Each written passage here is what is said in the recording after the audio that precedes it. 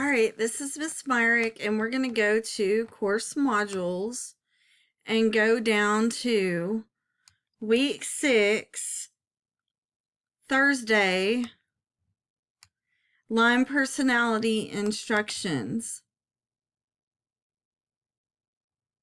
So today what you're going to do is draw the grid. So you need to take a ruler right here, and you're going to measure on your paper, and your paper should be 5 inches.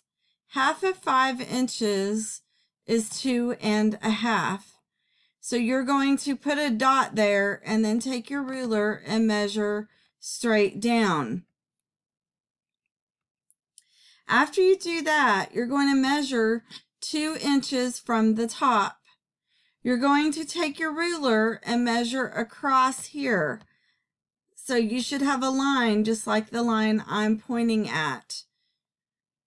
Then you're going to repeat the process from this line. You're going to take a ruler and measure another 2 inches. You can put a dot or a dash and then draw a line across. Then you're going to repeat this a final time. You're going to come down here, measure 2 inches with the ruler, and come across and draw a line. That is what you need to do for the grid for today.